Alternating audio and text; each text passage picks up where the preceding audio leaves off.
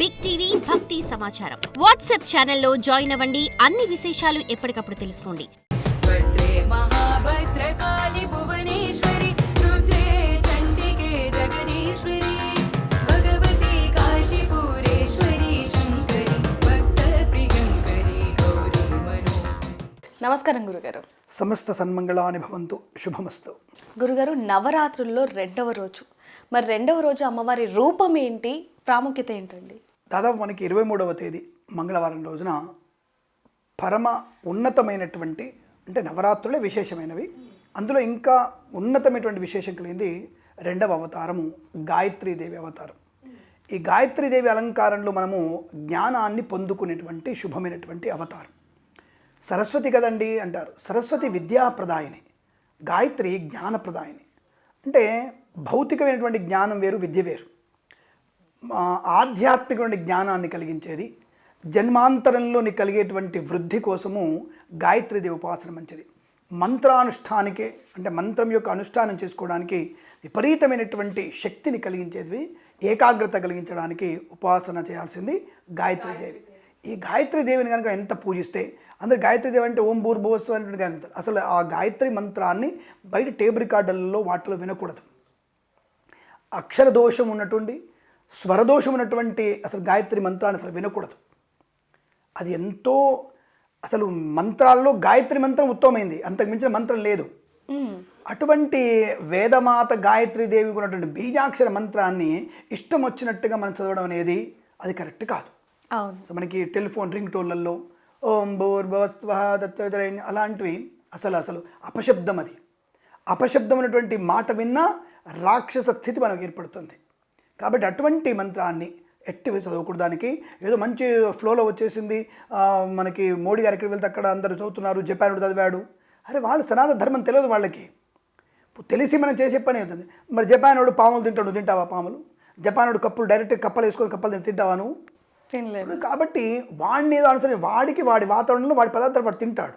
వాడికి తెలియదు కాబట్టి మనం ఇచ్చిన కూడా అదే వాడికి మంచి నిష్టగా మన ఇదే మంత్రం ఇచ్చి ఉంటే మంత్రాన్ని చదువుకునేవాడు. కాబట్టి గాయత్రి మంత్రాన్ని ఇష్టం వచ్చినట్టుగా చదవడం అనేది కరెక్ట్ కాదు. దానివల్ల పాపం పెరుగుతుంది తప్ప పుణ్యం కలగదు. ఇది క్లారిటీ. అది చదవకూడదు. ఎందుకు చదవకూడదు అనేది శాస్త్రం అంతే. శాస్త్రం చెప్పింది చదవకూడదు అంతవరకే.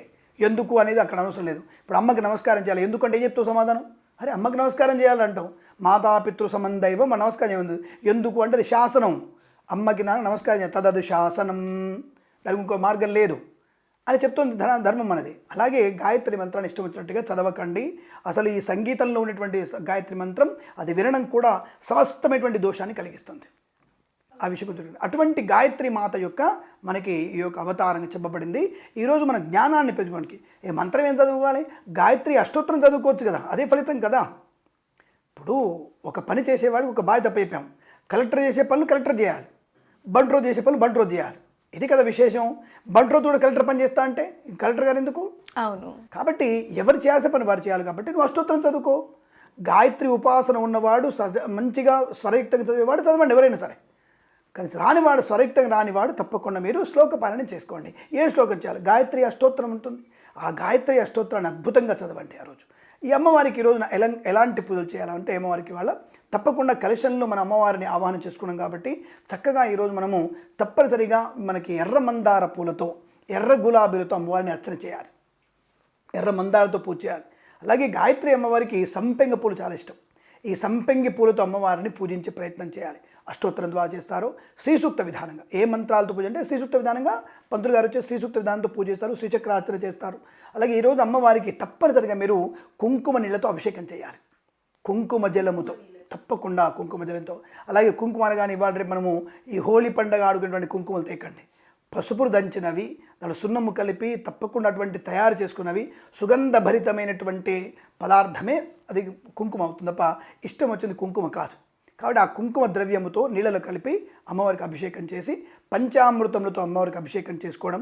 ఈరోజు అమ్మవారికి కట్టవలసినటువంటి చీర ఎర్రని అంచున్నటువంటి గోధుమ రంగు వర్ణముతో ఉన్నటువంటి చీర కానివ్వండి, లేదా బంగారపు చీర అంటే బంగారం ఉన్నటువంటి చీర. అమ్మవారి వాళ్ళ సువర్ణ రూపం అమ్మవారిది, బంగారు రూపం ఉన్నటువంటి అమ్మవారు. అటువంటి గాయత్రీదేవిని తప్పకుండా ఈ బంగారపు చీర వర్ణం ఉన్న చీరను కట్టగలిగితే అద్భుతం. అటువంటి చీరకి ఎర్ర రంగు అంచు ఉండాలి తప్పకుండా. లేదా ఎర్రని చీరకి గోధుమ రంగు లేదంటే బంగారపు వర్ణం ఉన్నటువంటి అంచు ఉన్నటువంటి చీరను కడితే అమ్మవారికి ప్రశస్తమైనటువంటి అలంకరణగా చెప్పబడుతోంది. కాబట్టి అలాగే ఈరోజు తప్పకుండా కనకాంబరములతో అమ్మవారిని పూజించవచ్చు. అది విశేషమైనటువంటి అమ్మవారికి అలంకరణ చెప్పబడింది. అలా అంటే మనకు తోచినటువంటి వస్తువుల్ని దొరికినటువంటి పుష్పంతో పూజ చేసుకోవడం విశేషంగా చెప్పబడుతుందన్న విషయాన్ని మీరు గమనించుకుంటే చాలా మంచిదిగా చెప్పవచ్చు మనకి. అయితే గురుగారు ఇందాక అన్నారు గాయత్రి మంత్రాన్ని అంటే ఏవైతే ఫోన్లలో ఉంటాయో అవి పఠించకూడదు అన్నారు కదా, మరి ఏ మంత్రాన్ని ఏ శ్లోకాన్ని పఠించాలి అంటారు?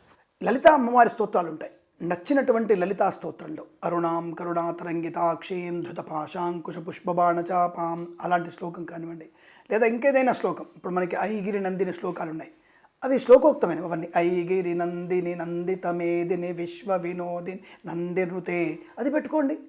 మంచి చైతన్యం ఉంటుంది, ఆత్మవిశ్వాసం ఉంటుంది, ధనం ఉంటుంది, ఆకర్షణ ఉంటుంది. అది వదిలిపెట్టి మంత్రం ఎందుకు నీ రింగ్ టోన్లో పెట్టుకోవాలి? అలా పెట్టుకునే ప్రయత్నం చేయకూడదు. అంటే గురుగారు రింగ్ టోన్లో వద్దంటారా, లేకపోతే ఆ రోజు పూజా విధానంలో? అసలు నేను నవరాత్రుల్లో వద్దంటాను. అసలు నవరాత్రులు చేస్తేనే మీకు అరిష్టం వస్తుంది. గాయత్రి మంత్రాన్ని స్వరదోషంగా చదివితే అరిష్టమే వస్తుంది, దరిద్రం పట్టుకుంటుంది. రింగ్ టోన్లో కూడా అంతే కదా. ఏదైనా సరే మంత్రాన్ని స్వరయుక్తంగా చెప్పేది మంత్రం. మంత్రము అంటే స్వరయుక్తంగా అనుదాత్త ఉదాత్తాలతో ఉన్నది మంత్రం. అది కానిది మంత్రము కాదు. అలా స్వరం లేనటువంటిది అనుదాత్త లేనటువంటివి శ్లోకాలు అవుతాయి. అవి ఎట్టి పరిస్థితులు మీకు మంత్రాలు అవ్వవు. కాబట్టి స్వరయుక్తంగా ఉన్న మంత్రాన్ని అనుష్ఠానం లేకుండా చెప్పడానికి అధికారం ఎవ్వరికీ లేదు, చెప్పకూడదు. ఇదంతే. ఇది ఎందుకు అనే క్వశ్చన్కి అవసరం లేదు. అక్కడ శ్లోకాలు చెప్పుకున్నారుగా. ఇప్పుడు లలితాపారాయణలో శ్లోకాలు ఉన్నాయి, ఐగినందులో శ్లోకాలు ఉన్నాయి, మనకి చండీ సప్తశతిలో శ్లోకాలు ఉన్నాయి. శ్లోకాలు చదువుకోవచ్చు కదా, బ్రహ్మాండమైన శ్లోకాలు ఉన్నాయి కదా. ఆ శ్లోకాలు చదువుకునేటువంటి అమ్మవారికి పూజ చేసే ప్రయత్నం చేయాలి. ఇంకా ఒకవేళ ఒక అడుగు ముందుకేసి మీరు ఖడ్గమాల కూడా చదువుకోవచ్చు. అమ్మవారి ఖడ్గమాల కూడా చదువుకునే ప్రయత్నం చేస్తే చాలా మంచిది. ఇప్పుడు ఏదో రకంగా అమ్మవారి ధ్యానం చేయడమే. శ్రీమాత్రే నమః అనుకోండి, శ్రీ మహాదేవి నమః అనుకోండి, మహాలక్ష్మి అనుకోండి, సరస్వతి అనుకోండి, దుర్గా అంటే ఏమిటి? సంతోషం కలిగించేది. మనకి కఠినమైనటువంటి సవాళ్ళని దూరము చేసి, కష్టాన్ని నష్టాన్ని దూరం చేసి సంతోషాన్ని ఇచ్చేది దుర్గా. అంతే. దుర్గా నామస్మరణ చేయండి. దుర్గాయి నమః, మహాదేవ్యై నమః, సరస్వతి నమః, మహాలక్ష్మీ నమః, భగవతీ నమః. ఇది చదువుకోవచ్చుగా. ఇలా మనము అమ్మవారి నామస్మరణ చేసుకుంటూ ఉండడమే ప్రశస్తమవుతుంది. కాబట్టి ఈరోజు గాయత్రి ఉపాసనలో మీరు తప్పకుండా మీరు అనుకున్నటువంటి మీకు ఎవరైతే గురుముఖత వచ్చినటువంటి శ్లోకము తపస్సు చేసుకునే రోజు ఇవాళ గాయత్రీదేవి రోజు. అంటే ఇవాళ తపస్సు, నిన్ను నువ్వు తపస్సులోకి తీసుకెళ్ళాలి. నీ అంతరాత్మని మేలు కొలుపుకొని, అంతరాత్మని చైతన్యవంతంగా చేసుకొని ఈ జన్మ సార్థకతకి, అంటే మన మోక్షం కోసమని జన్మ సార్థకత, ఈ జన్మరాహిత్యాన్ని జన్మ పూర్తిగా పొందుకొని వయసు మూర్తిగా 89 ఏళ్ళు 90 ఏళ్ళు 100 సంవత్సరాలు బతికి సుఖంగా ఉండి తదుపరి నువ్వు మోక్ష సాధన కోసం ఇప్పుడు జపం చేయాలి. ఇప్పటి నుంచి జపం చేసే ప్రయత్నం చేయాలి. ఈ గాయత్రీదేవి ఉపాసనలో ఈరోజు నువ్వు స్టార్ట్ చేసేటువంటి ఉపాసన నీ నిరంతరం జరిగేటువంటి ప్రక్రియ. కాబట్టి అలా జపము ధ్యానం చేసుకోమని చెప్పబడింది. కాబట్టి గాయత్రి ఉపాసనలో గాయత్రి అమ్మవారిని ఉపాసించడమే అనేక మంత్రాలతో శ్లోకాలని అమ్మవారి ముందు చదవడము, పఠించడం అర్థం. అయితే గురుగారు, మరి గాయత్రి దేవికి ఎటువంటి ప్రసాదాలని నైవేద్యంగా పెట్టాలి అంటారు? దాదాపుగా మనకి ఇక్కడ 2 రకాలు. అమ్మవారికి తీపి పదార్థం ఇష్టమే. ఇక్కడ విశేషమైన అమ్మవారికి కొబ్బరి అన్నం, అంటే కొబ్బరితో చేసినటువంటి అన్నం అమ్మవారికి చాలా ప్రీతిగా చెప్పబడింది. ఈ పదార్థం పెట్టడం వల్ల అమ్మవారు ప్రసన్నురాలవుతారు. అంటే అమ్మవారికి ఇష్టం అంటే ఆ ప్రసాదం మనకి ఇష్టమే. ఒక్కొక్కటి ఇక్కడ గుర్తుపెట్టుకోండి. ఒక్కొక్క పదార్థాన్ని ఎందుకు పెడుతున్నారంటే శీతాకాలంలో వస్తున్నటువంటి ప్రోటీన్ లోపము, చర్మ సంబంధమైనటువంటి ఇబ్బందుల్ని, జుట్టు సమస్యని ఎదుర్కొనేటువంటి అవకాశము, కంటి సంబంధమైనటువంటి ఈ కళ్ళకలికలు వచ్చేటువంటి కాలం ఇది. ఈ సమయంలో ఆయా పదార్థాలు మనం ఏవైతే అనుకుంటున్నామో నవరాత్రులు పెట్టే పదార్థాలు, ఒక్కొక్క పదార్థం మనకి చర్మ సౌందర్యానికి, జుట్టు సౌందర్యానికి, నేత్రాలు అనుకూలంగా ఉండడానికి, అలాగే పంటికి, కంటికి, కడుపుకి అనుకూలమైనటువంటి పదార్థాలు తినడం వల్ల, ఈ శీతాకాలంలో ఈ పదార్థాలు తినడం వల్ల సంపూర్ణమైనటువంటి దేహ ఆరోగ్యాన్ని పొందుకునే నిమిత్తమై ఈ రకమైన పదార్థం తప్ప ఏదో అమ్మవారికి ఇష్టం కాబట్టి పెట్టమని చెప్పలా. ఇప్పుడు రసగుల్లా అని ఉంది మనకి. ఒకప్పుడు పాతకాలంలో రసగుల్లాలు ఎక్కడివి? లేదు. అంటే అక్కడ ఉన్నటువంటి వేదాలు అప్పుడు కూడా ఉన్నాయి. తీపి పదార్థాలు అప్పుడు కూడా ఉన్నాయి. చక్కెర లౌజు అనేవాళ్ళు. అంటే ఏదైనా సరే నీటి పదార్థము, నీటితో చేసినప్పుడు తీపి పదార్థం. నీటి పదార్థం ఏముంటుంది అంటే షుగర్ని నీళ్ళలో కలిపెట్టే పదార్థాలే కదా. కాబట్టి దాని పేరు మనం రసగుల్లా అని పెట్టుకున్నాం. అప్పట్లో వాళ్ళు ఏదైనా సరే నీటి జల పదార్థం, తీపి జల పదార్థం అని చెప్పారు. అది మనం ఇప్పుడు ప్రజెంట్గా దాని రసగుల్లా అని చెప్తున్నాం. కొబ్బరి అన్నం చర్మానికి, కంటికి, జుట్టుకు మంచిది. అది కూడా ఏ కొబ్బరి? ఎండు కొబ్బరి కాదండి, పచ్చి కొబ్బరితో ఉన్నటువంటి ఆ నైవేద్యమే అమ్మవారికి విశేషం. ఇది చర్మానికి బాగా మనకి వస్తుంది. మీరు వెళ్ళి డాక్టర్ని అడగండి, ఆయుర్వేద డాక్టర్ని అడగండి, ఈ పదార్థం వల్ల చర్మ సౌందర్యం ఎంత పెరుగుతుందో, కళ్ళు ఎంత బాగా కనపడతాయో, జుట్టు బాగా ఉంటుంది, ఊడిపోకుండా ఉంటుంది. ఇటువంటి పదార్థాలు పెట్టడం వల్ల అమ్మవారికి విశేషమైనటువంటి శుభయోగాన్ని, అంటే కొబ్బరి అన్నము, రసగుల్లా కానీ, పులిహోర కానీ లాంటిది పెట్టడం వల్ల మంచి అమ్మవారికి ఇష్టమైన పదార్థం వల్ల మనకి అమ్మవారి ప్రీతి, మనకి అమ్మవారి సంతుష్టంతో మనకు అనుకున్నటువంటి కోరికలు నెరవేరగలిగే అవకాశం ఉంటుందనే విషయం చెప్పబడింది.